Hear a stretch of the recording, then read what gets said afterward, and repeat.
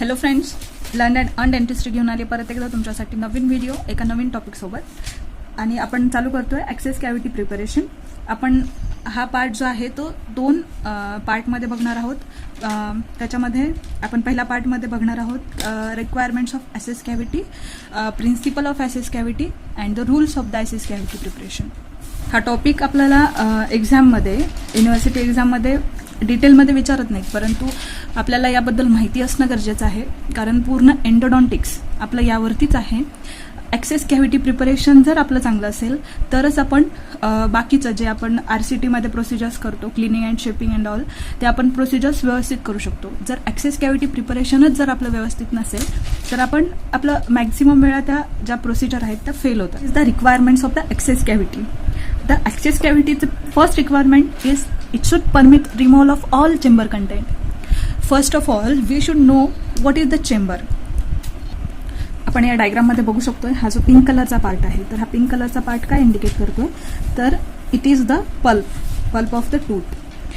पल्पचे सुद्धा दोन पार्ट असतात. Pulp has two parts. One is the coronal pulp and the radicular pulp. So the part of the pulp which is present in the coronal part or crown section is called as the chamber, and they are called as the canals. We should prepare the access cavity in such a way so that we are able to remove all the chamber content. This chamber content, pulp chamber, should be removed. And second is the permit complete direct vision of floor of pulp chamber and canal openings.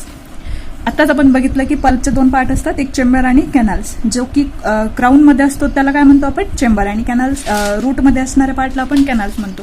तर it should permit complete and direct vision of floor of pulp chamber. Floor म्हणजे काय असतं की lower part. तर जर हा pulp chamber असेल, आपला फ्लोअर असेल, आणि इथेच कुठेतरी त्याच्या ओपनिंग्ज असतात कॅनल्सच्या, तर त्या सुद्धा आपल्याला दिसल्या पाहिजेत. असं आपलं ॲक्सेस कॅव्हिटी प्रिपरेशन असलं पाहिजे. Then it should facilitate the introduction of canal instruments into the root canal openings. The access cavity should be such a way that it should facilitate introduction of the canal instrument.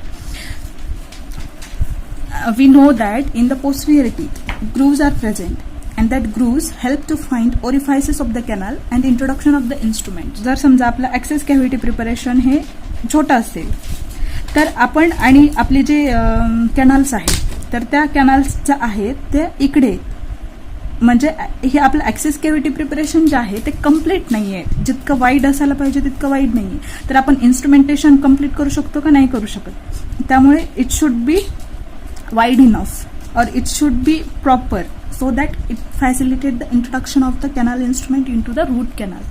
Then fourth one is it should provide access as direct as possible to apical 1/3 of a canal for both preparation instruments and canal filling instruments. Why this apical 1/3 part of a canal is important? Because in many cases, in many tooth, this apical 1/3 part is curved part, and because of this curved part, instruments doesn't reach at this apical 1/3 part, and hence the cavity preparation should be such that it should provide access to the apical 1/3. So our access cavity preparation should be wide enough, but the instrumentation should be easy to perform without any hindrance, and hence it is called as it should provide the access as direct as possible because of this curved part of the apical 1/3. So fifth one is it should provide positive support for a temporary fillings. The access cavity preparation should be such that it should be flaring, or we can call it this shape is funnel shape, and it should be divergent to the occlusal third, towards the occlusal part, and not towards the lower part of this shape. हा part असेल आणि हा coronal third part आहे, आणि आपण इथे feel केलंय सगळं टेम्पररी सिमेंट इथं आपण फील केलंय.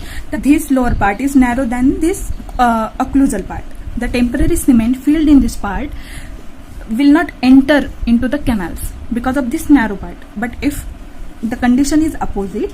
The narrow part is towards the occlusal third and the wider parts towards the lower part. Then easily that cement, temporary cement or filling will go in the canal, will enter into the canal. That's why the shape of the access cavity should be funnel shaped. The next point is it should have the 4 walls. Why it should have the 4 walls? First, correct positioning of the rubber dam. For the positioning प्रत्येक endodontic ट्रीटमेंटमध्ये rubber dam ही खूप important गोष्ट आहे and rubber dam is required for the isolation purpose. So first one is the correct positioning of the rubber dam. Second, keeping pulp chamber constantly flooded with a irrigating solution. Pulp chamber आपलं जे pulp chamber आहे टूथचं, तर ते constantly irrigating सोल्युशनच्या कॉन्टॅक्टमध्ये ठेवण्यासाठी 4 वॉलचा support असला पाहिजे. जर सपोज 4 वॉल्स आहेत म्हणजे इकडून मेझियल डिस्टल, त्यानंतर लिंग्युअल आणि बक्कल, जर 4 वॉल्स प्रेझेंट असतील तर जे काही आपण सोल्युशन याच्यामध्ये ओतू तर ते सोल्युशन कुठेही जाणार नाही, म्हणजे कॉन्स्टंटली त्या गोष्टीमध्ये राहील. सपोज पाण्याचं भांडं आहे तर ते पाणी कॉन्स्टंट राहील, परंतु एका साईडने जर ते तुटलं तर ते पाणी फ्लो होऊन जाईल त्या साईडने. सेम तसंच असतं इथे सुद्धा. त्यानंतर फॉर स्टेबल रेफरन्स, जेव्हा आपण आरसीटी वगैरे करतो आणि हा जो रबर पार्ट असतो त्या इन्स्ट्रुमेंटचा, जेव्हा फाईल वगैरे असेल तर याच्यासाठी स्टेबल रेफरन्स पाहिजे ना.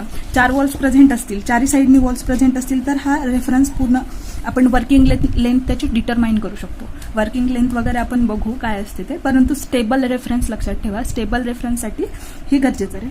त्यानंतर fourth, for introduction of the temporary medicament. जर 4 वॉल्स आहेत, आत्ताच बघितलं आपण जसं एक्झाम्पल घेतलं की पाण्याच्या भांड्याचा, जर सगळ्या बाजू त्याच्या चांगल्या असतील तर त्याच्यामध्ये जे काही कंटेंट आपण घालू तर ते कंटेंट व्यवस्थित राहील. परंतु जर एखादी वॉल त्याची अपसेंट असेल तर त्याच्यातून ते टेम्पररी मेडिकामेंट खाली फ्लो होऊन जाईल.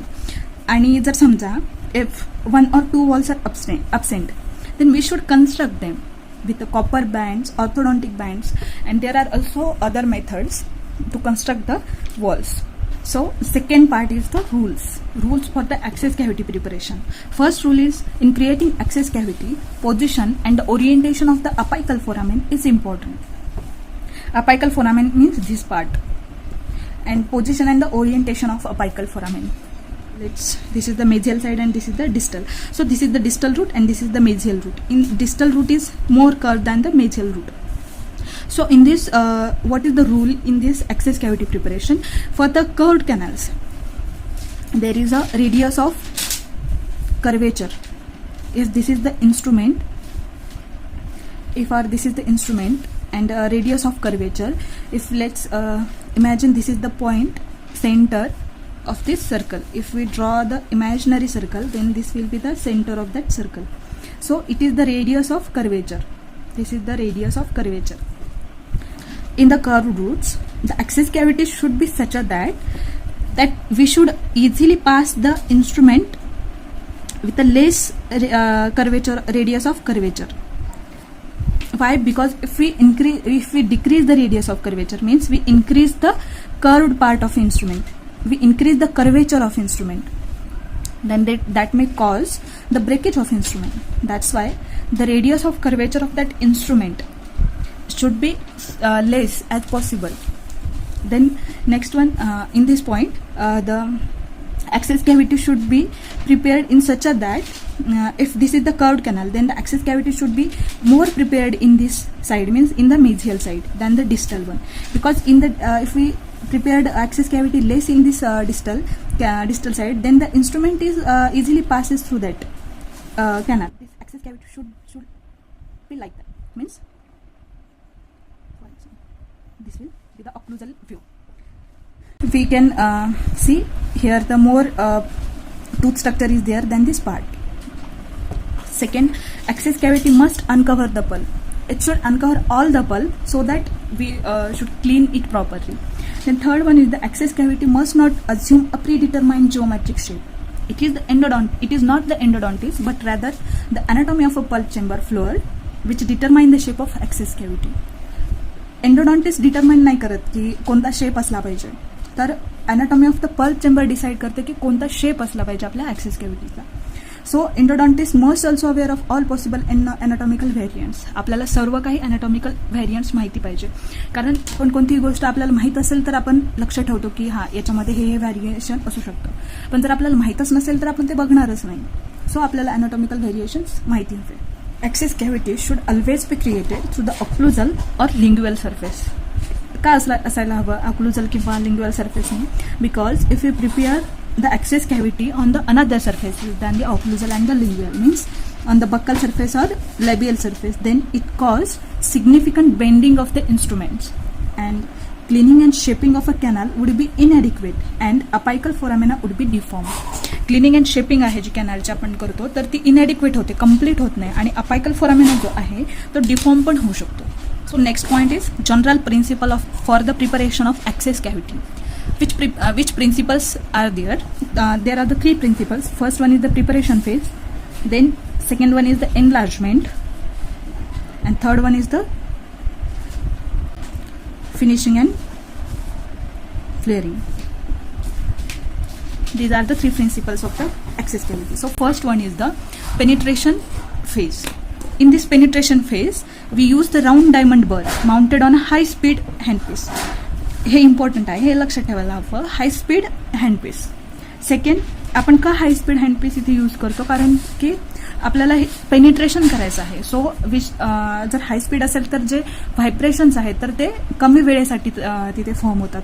त्यानंतर if chamber is wide enough there is a sensation of a falling into the vacuum when roof is penetrated. Roof of what? Roof of the pulp chamber. Roof म्हणजे छत, वरचा भाग. So जेव्हा roof आपण penetrate करतोय, समजा ही आपला हा टूथ आहे आणि आपण पोस्टेरियर टूथवरती आपण प्रिपरेशन करतोय आणि आपण ऑक्लुझली हा बर असा ठेवला, आणि बर ठेवल्यानंतर आपण जेव्हा पेनिट्रेट करतोय हाय स्पीडमध्ये, तर जेव्हा आपलं पल्प चेंबरचं रूफ आपल्याला रीच होतं त्यावेळेस जसं की आपल्याला एखाद्या व्हॅक्यूममध्ये पडल्यासारखं वाटतं, म्हणजे एकदमच आपला बर आतमध्ये जातो. तिथे आपल्याला फोर्स म्हणा किंवा आपल्याला गरज नाही वाटत की तिथे आपण आणखीन तिथे प्रिपरेशन केलं पाहिजे असं. And this is the falling into the vacuum sensation. The next one is the in case of the calcification. In case of the calcification, falling into the vacuum हे जे सेन्सेशन आहे तर ते आपल्याला कधीच फील होणार नाही. आणि जर असं काही होत असेल, आपल्याला फील होत असेल जिथे की कम्प्लिटली कॅल्सिफिकेशन आहे कॅनल्समध्ये, तरी आपल्याला असं वाटतं की सेन्सेशन आपल्याला भेटतंय की falling into the vacuum. तर ते आपल्याला आपण ते काय इंडिकेट करतं तर परफोरेशन्स. त्यानंतर diamond burrs are preferred over the tungsten burrs. Why they are preferred over the tungsten burr? Because diamond burrs cut smoothly the surface of the tooth, they cut smoothly, and that's why the less vibrations are there and they are tolerated by the patient than that of the vibrations created by the tungsten burr. So next one is the opening should be funnel shaped. आपण मागे पण बघितलं की opening ही funnel shaped असली पाहिजे, जेणेकरून जे temporary feeling असेल किंवा जे आपण फील करतो इथे तर ते आपल्या कॅनल्समध्ये एंटर नाही झालं पाहिजे. Then second phase is enlargement phase. In this what we use round bur on a low speed handpiece. इथे आपण काय करतोय? लो स्पीड यूज करतोय. This is the difference between the penetration phase. In the penetration phase we uses the high speed and in the enlargement phase low speed. In this, the diameter of the burr used is smaller than the preceding one. Means the diameter of the burr which we use in the penetration phase, that should be smaller in the enlargement phase. And the shaft म्हणजे काय असतं की suppose हा बर आहे आणि हा त्याचा कटिंग एंड आहे, तर हे म्हणजे शाफ्ट असतं. तर शाफ्ट हा काय असला पाहिजे? Shaft should be long for improved penetration and the visibility. Penetration हे चांगलं झालं पाहिजे आणि फॉर द इम्प्रूव्ड व्हिजिबिलिटीसाठी shaft is should be long. Then opening created in the preceding phase entered and action of a bur is on the way out. On the way out म्हणजे inside, आपण आतमधून बाहेर आलं पाहिजे. का बरं? कारण की इथे एनलार्ज करतोय आपण, जे काही आपण ॲक्सेस कॅव्हिटी प्रिपेअर केली आहे तर त्याला आपण एनलार्ज करतोय. Suppose this is the inner side and this is the outer side. So our burr motion should be on the way out. म्हणजे इथून स्टार्ट इकडे आलं पाहिजे, असं आलं पाहिजे. आपली ही मोशन अशी असली पाहिजे, वे आउट. कधीही आतमध्ये नसली पाहिजे. जर आतमध्ये असेल आपली तर मे बी त्याचा शेप असा होऊ शकतो आणि हे आपल्याला नको आहे shape. This is the proper shape. This should be the funnel shape and the action of the bur should be on the way out. Then motion of the bur. here motion of the burr should be like pressing motion on a dentinal walls, and this help to remove overhanging dentin left in the previous steps. And here the third step or third principle, this is the finishing and the flaring phase. इथे आपण काहीच करत नाही. Finishing म्हणजे आपल्याला माहिती आहे की कोणती पण गोष्ट आपण जर प्रिपेअर केलेली असेल तर आपण त्याला फिनिश करतो. आणि फ्लेअरिंग फेज म्हणजे काय की जे काही आपण कॅव्हिटी प्रिपेअर केलेली आहे, जर सपोज ती पॅरलल असेल तर त्याला फ्लेअर करतो, म्हणजे त्या वॉल्स ज्या आहेत त्या थोड्याशा वाईड करतो, फनेल शेपेड बनवतो. सो इथे काय आपण यूज करतो, नॉन एंड कटिंग बर, डायमंड बर. आता हा नॉन एंड कटिंग डायमंड बर कसा असतो, तर हे जे एंड असतं, हे खालचं जे आहे, बाकीच्या बर्समध्ये कसं जर आपण राऊंड बर वगैरे पकडला तर इथे हे कटिंग एंड असतं त्याचं, जे अपायकल म्हणू आपण, किंवा जो शेवटचा पार्ट आहे तिथे कटिंग एंड असतं, परंतु इथे नसतं. हा जो बर असतो, नॉन कटिंग बर जो असतो, तो त्याचा जो अपायकल पार्ट आहे, म्हणजे टोकाचा पार्ट असतो ना त्याचा, तर तो नॉन एंड कटिंग असतो, म्हणजे तिथून कोणतीही कटिंग होत नाही. आणि हा जो साईडचा पार्ट असतो ना, हा कटिंग एंड असतो. So non end cutting diamond bur, also called the self guiding bur. This bur is also called the self guiding bur, mounted on a high speed handpiece. आपण स्पीड ऑफ द हँडपीस फक्त enlargement फेजमध्येच फक्त low होती, बाकी दोन्ही फेजमध्ये high speed आहे. Then this finish off and smooth the walls of the access cavity so that the walls become imperceptible to probe. म्हणजे जर आपण फिनिश केलं, का फिनिश करायला हवं, जर सपोज वॉल ही रफ असेल थोडीफार, इतकं पण नाही पण थोडीफार रफ असेल, आणि आपण जर फिनिश केली तर ती प्लेन होते, एका प्लेनमध्ये येते, आणि ही दिस becomes the easy instrument. Because of this, the instrumentation becomes very easy, so that the finishing is very required or very important process.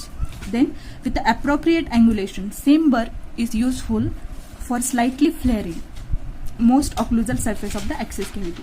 आपण तोच बर यूज करून फक्त अँग्युलेशन त्याचं चेंज करून आपण त्याचं फ्लेअरिंगसाठी सुद्धा यूज करू शकतो. फ्लेअरिंग म्हणजे सांगितलं मी आता तुम्हाला, जर पॅरलल वॉल्स असतील तर आपण त्यांना फ्लेअर करतो, पसरवतो. त्यानंतर what will happen if you use fissure burs at a low speed. तर फिशर बर आपण यूज केले आणि लो स्पीड असेल तर काय होतं की व्हायब्रेशन्स जे असतात ते खूप प्रमाणात तयार होतात, जे इनॅमल्सवरती आणि डेंटिनवरती फॉर्म होतील, आणि ते व्हायब्रेशन्स हे इनटॉलरेबल असतात. So that we should use the non end cutting diamond burs with a high speed handpiece. So तुम्हाला जर हा व्हिडिओ आवडला तर तुम्ही नक्की याला लाईक, शेअर आणि सबस्क्राईब करू शकता. याचा नेक्स्ट पार्ट मी उद्या अपलोड करेल. So thank you.